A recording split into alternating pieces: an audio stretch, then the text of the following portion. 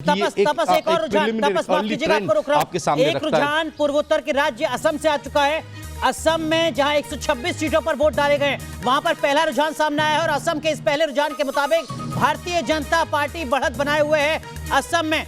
पश्चिम बंगाल की 6 सीटों पर रुझान सामने आया, जैसा हमारे सहयोगी तपस बता रहे थे, जहां टीएमसी 3 सीटों पर आगे चल रही है, वहीं दूसरी तरफ भारतीय जनता पार्टी के जो शुरुआती रुझान है उसके मुताबिक 6 सीटों पर, यानी कुल मिलाकर 9 सीटों पर रुझान आ चुका है पश्चिम बंगाल में। सामने 3 सीटों पर टीएमसी और 6 सीटों पर भारतीय जनता पार्टी पश्चिम बंगाल में। वहीं असम से 1 सीट पर रुझान आया है जिसपे भारतीय जनता पार्टी बढ़त बनाए हुए है, लेकिन पश्चिम बंगाल में 9 सीटों पर रुझान।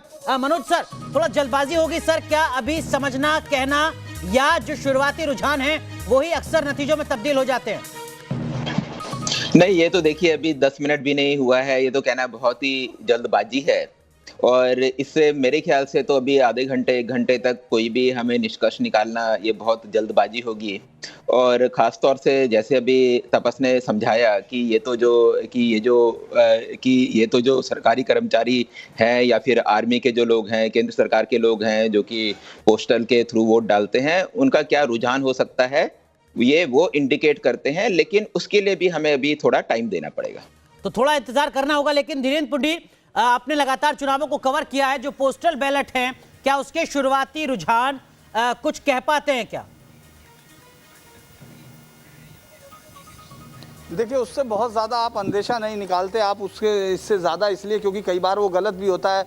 हम लोगों ने देखा बिहार के जो शुरुआती बैलेट्स पेपर्स पर जिस तरह से आगे बढ़ी थी लीडिंग पार्टी, उस तरह के नतीजे बाद में नहीं आए थे। लेकिन ये ज़रूर है कि ये शुरुआती जितने भी होते हैं सरकारी कर्मचारी और दूर तक रहने वाले, ये एक इंडिकेशन देते हैं कि उस समय एक पर्टिकुलर सेक्शन क्या सोच रहा है, क्योंकि वो जो वोट है उनके परिवार वाले उनके मुताबिक ही वोट डालते हैं। जिस तरह के रुझान होते हैं उसी तरह का एक रुझान आगे की तरफ बढ़ता है। लेकिन ये इतना बड़ा रिप्रेजेंटेशन नहीं होता कि इससे कोई पूरे राज्य के आने वाले चुनाव के बारे में अभी जो कुछ घंटों को अनफोल्ड होना है जिस स्थिति को, उसको कोई क्लियर कर ले।